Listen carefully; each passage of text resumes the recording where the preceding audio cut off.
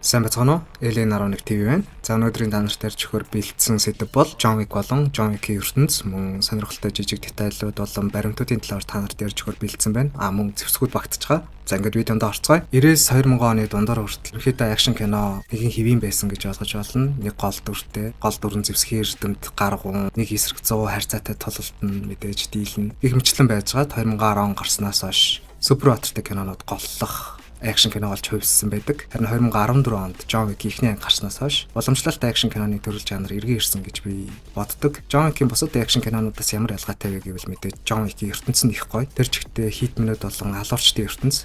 Тэгээ John Wick нь уг ертөнцийнхөө домогно гэж хэлж болно. Бас дахиад нэг бусад акшн кинодоос ялгарх зүйл гэвэл маш бодит амьдралд ойролцоо, техникэл хөдөлгөөн болон буу цэцэгтэй харьцаж байгаа байдал нь Америкийн Special Force 20 жилийн турш алба хаасан үний дүнэлтээр Keanu Reeves жүжигчдийн хөдөлгөөн 10-аас 7, 10-аас 6 гэсэн үнэлгээ авсан байт юм байна. Тэгэхээр бодит амьдрал нэлээд ойролцоо маш сайн гүйцэтгсэн гэсэн үг. Мөн Keanu Reeves жүжигчин John Wick кинон зориулж өөрийн хувийн бэлтгэлээ маш сайн базаасан байдаг. Тэр тусмаа гал зэвсгээр маш сайн хичээллэж, жудо болон жижитсу мөн дээрээс нь маш олон төрлийн martial art бэлтгэл хийсэн байт юм байна. Тэр тусмаа түүний гал зэвсэгтэй харьцаж байгаа байдал нь мэргэжлийн түвшнийх гэж хэлж болно. Яг тэгвэл түүний нэг гараараа бууга цэнгэлдэг хөдөлгөөн нь энгийн бууга цэнгэлдэг хөдөлгөөнөөс хамаагүй хурдан гэдгийг ерөөхдөө нотолсон байдаг.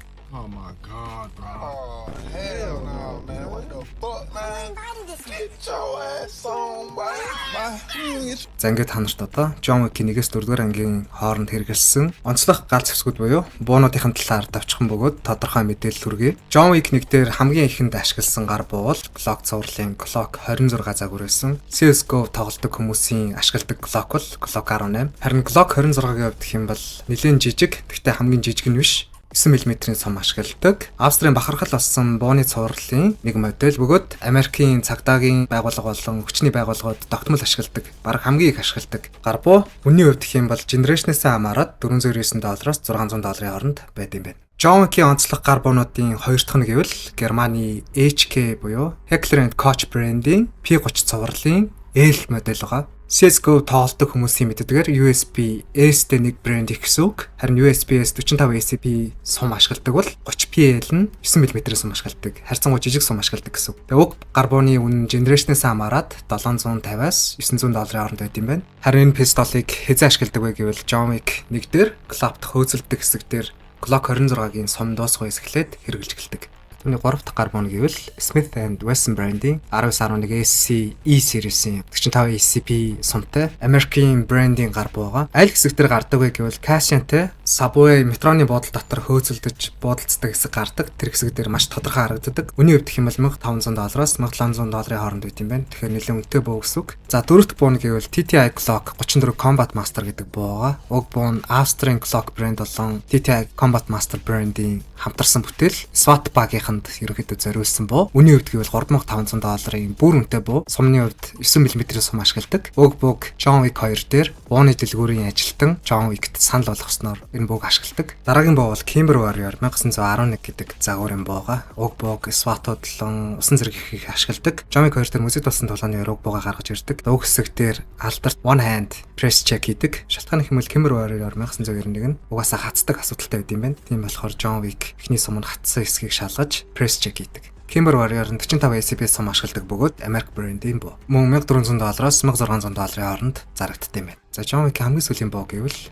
TTI Pit Viper гэдэг буу байдаг. Уг бууг John Wick 4 дээр Bowery-ийн бэлгэлдэг. Keanu Reeves бодлогын бэлтгэлийн хувьд уг буугаар бодож үзчихээ. Cheat юм буюу балхаац чинь гэж хэлдэг. Ягдгүй уг бонд ямар ч recall гээд байх юм байдаггүй. Огт хөдөлдөггүй гэж хэлсэн байдаг. Мөн Joy Rogan уг буугаар бодож үзчихэд миний амьдралтаа бодсон хамгийн smooth gun байлаа гэж хэлдэг. Уг бууны үнэ нь $8,000-аас $9,000 үнэтэй байдаг. Маш үнэтэй буу. 9 мм-ээс сум ашигладаг. TTI брэнд нь American брэнд шүү.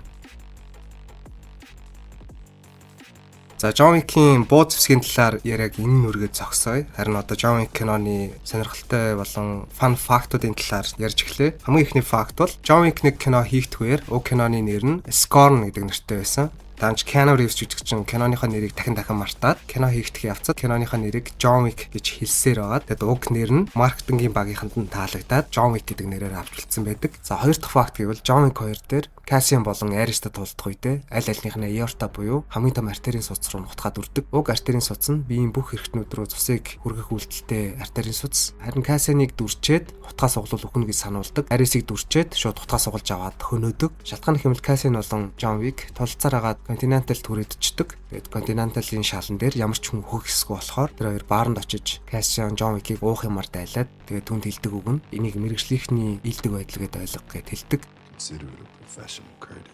Харин Ares-ийн анх John Wick-тэй таараад John Wick-т уух юм санал болгодог бол John Wick шууд татгалцдаг. Тийм болохоор Ares-ийн aortagаас шууд утгаас угалж Ares-ийг өгүүлдэг бол Cassian-д хутгыг үлдээгээд энийг мэрэгжлийнхний ийдэг байдал гэж ойлго. Өөрөө төлөөд хутгыг үлдээгээд амьд үлдээдэг бол Ares-д ямар ч өргөө болохоор цааш нь харуулдаг. За 3 дахь факт гэвэл John Wick 3 дээр John Wick-ийг алуулахаар High Table-с Zero-г хөсөлдөг. Zero-гийн хувьд гэх юм бол Hitman, мөн Ninja стилийн assassin байдаг. Zero хэлэхдээ хэд хэд удаа John Wick-тэй адилхан гэж хэлдэг. Мөн John Wick-тэй өөртөө ч гэсэн бид хоёр бол адилхан гэж хэлдэг. Яг үндэ тэр хоёр эсрэг тэсрэг хүмүүс. Ягаад гэвэл John нохоон дуртай бол Zero мууран дуртай. John машин ундаг бол Zero мотоцикл ундаг. John гар буу ашигладаг бол Zero сэлэм ашигладаг. John хөвчлэн ганцаараа тулалддаг бол Zero шавнартайгаа тулалддаг. John Wick ярих шаардлагатай үед л ярьдаг. Introvert хүн бол Zero бүр эсрэгээрээ extrovert төрлийн юм. Байнга ярьж идэг. Гэх мэтчлийн ялгаатай байдаг. За сүүлийн факт гэвэл John Wick 4 ангийн турш нийт 425 цааш нь харуулсан байт юм байна. Тоолох юм бол 1 дээр ангид 85 хүн, 2 дахь ангид 117 хүн, 3 дахь ангид 81 хүн, 4 дахь ангид 139 хүн. Обигагийн снайпер баарнд 3 хүнийг харандагаар алсаныг нь тооцох юм бол 425 хүнийг цааш нь харуулсан байт юм байна. Энэс их байж магадгүй. Миний тоосноор бол 425 байгаа. Харин шууд тайлах юм бол 439 хүнийг алсан гэж гард юм байна. За John Wick-ийн фактыг энэ хүргээд дуусгая. Дараагийн сэдэв бол John Wick-ийн ертөнцийн John Wick-ээс гадна шилдэг 5 алуурчин. За шууд жигсаалт руу оръё. Жигсаалтын 5 гэвэл жүжигчин Scott Adkins-ийн тоглосон Killa. Жүжигчин Scott Adkins-ын та нарын мэдхээр Yuri Boyka-гийн дүрийг бүтээсэн байдаг. Баргал John Wick-ийг дийлэх төгтөг, hand to hand тулаан хийхэд илүүрхдэг, баргал алах төгтөг. Ерхийдөө нэлээд тийм хүчрхэг, тэгээд маш сайн тулалддаг тийм дүр байсан. Ямар ч зэвсэг ашиглалгүйгээр John Wick-ийг дийлэх төгсөн болохоор би 5-т нь оруулсан. Харин 4-т нь оруулсан дүр бол Zero. Жүжигчин Марк Дакаскосын дэсэн дүр ихэвчлэн экшн гранд тоглодог. Кинон дээрх Zero-гийн дүр ямар вэ гэвэл скил сайтай, шамдрын ч гэсэн ялгаа авахгүй өөртөө адилхан скил сайтай, хурдтай, Assassin Ninja стилийн алуурчд байдаг. 4-т оруулсан шалтгаан гэвэл John Wick-ийг 2 удаа дийлсэн. Zero-ч тэр Zero-гийн шавнарч тэр бүгдээрээ John Wick-ийг шүтэж явдаг болохоор ч гэх юм уу John Wick-д боломж олгосон байдаг. Харин боломжийг John Wick алдаагүй. Маш аюултай. Тэгээд багийн ажиллагаа сайтай байсан болохоор ч тэр юм уу би эдрийг 4-т оруулсан. Харин 3-т оруулсан дүр бол Америкийн рэпер жүжигчин Common-ы бүтээсэн Cassian-ы дүр. Ягаад Cassian-ыг оруулсан бэ гэх юм бол Cassian ерөнхийдөө John Wick-тэй нэлээд адилхан техниктэй, тулд гарахтай, буудалттай юм шиг надад санагдсан. John Wick-тэй арай илүү байсан. Гэсэд ч John Wick хүндлээд байгаа цаанаасаа мэдэгддэг. Тэгээд өөрийнхөө equal гэж авч үздэг юм шиг санагдсан болохоор би Cassian-ыг 3-т оруулсан. 2-т оруулсан дүр бол жүжигчин Marco Zaror-ын тоглосон Chidi гэдэг дүр.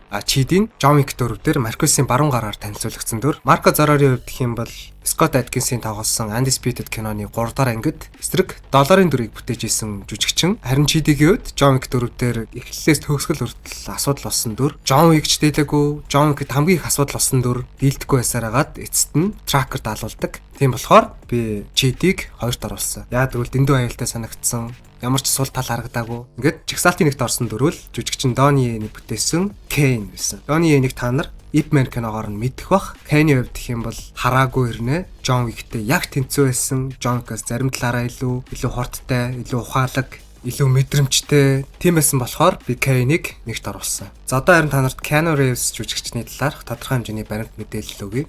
Keanu Reeves жүжигчин маань өдгөө 60 насыг зооглоод байна. Ягаад Keanu Reeves бусад Холливуудын одуудаас онцгой бай гэхээр ер нь их амьдралын нухчаа зовлон үтсэн жүжигчин хамгийн ихэнд окно төрхийн өндөрлөөр алдсан байдаг. Эхнэр нь машины ослоор өнгөрсөн, найз нь харт амхаар болж өнгөрсөн, маш олон зовлон үтсэн хүн 3 настай хат нь аав нь үрийг нь орхисноос эхлээд 3-3 хойд аавын гар дамжсан. Гэх мэтчлэн Keanu Reeves маш олон зовлон үтсэн жүжигчин. Matrix киноос олсон $75 сая эмнэлэг таньдуулсан байдаг. Дөрс өдрөөрөө Starbucks-аас авсан кофе билугаа гудамжинд идэж явах жишээний тийм л энгийн жүжигчин. Миний хувьд Keanu Reeves жүжигчин маш хайрлаа. хэрэгэлдэг маш дуртай. Ямар ч тийм гоё тансаг машин ганган хувц өмсдөггүй энгийн л амьдралтай тийм л жүжигчин. Миний хамгийн дуртай Keanu Reeves-ийн 3 кино гэвэл John Wick болон Matrix. Бүр хамгийн дуртай нь John Constantine-ийн тухай кинонд би маш их дуртай. Тэгээ өөрөө ч гэсэн John Constantine-ийн дүрийг дахин бүтээмээр байна гэж ярилцлага өгсөн байдаг. Одоо шинээр бүтээгдэж байгаа DCU Universe John Constantine-ийн дүрээр орж ирвэл би л маш баярлалаа. Тэгэд өнөөдрийн видеоны сэдэв маань John Wick. Тэгээ би энэ видео хийхдээ маш хайрлаж хийсэн. Та нар ч гэсэн Keanu Reeves жүжигчнийг над ч л хайрладаг бах. Одоо видеоныхаа төгсгөлд John Wick-ийн кинонуудын талаар мэдээллийг хүргээд Keanu Reeves жүжигчний хайрын тухай ишлэлээр өнөөдрийнхөө видеог өндөрлөнө. Одоогор нийт John Wick-ийн 4 ширхэг соло кино гарсан байна. Мөн Continental гээд John Wick-ийн ертөнцийн дэх аюулгүй алуурчдын зочид буудлын тухай, Winston яаж зочид буудлыг өөрийн болгосон тухай 3 ангид цуврал шоу байгаа.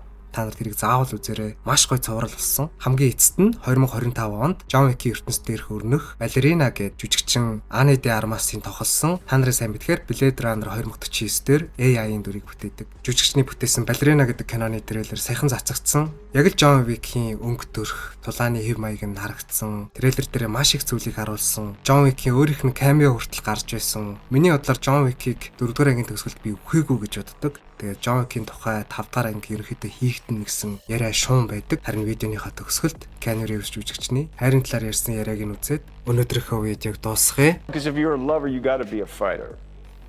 How so? Because if you don't fight for your love, what kind of love do you have? No, I'm kidding.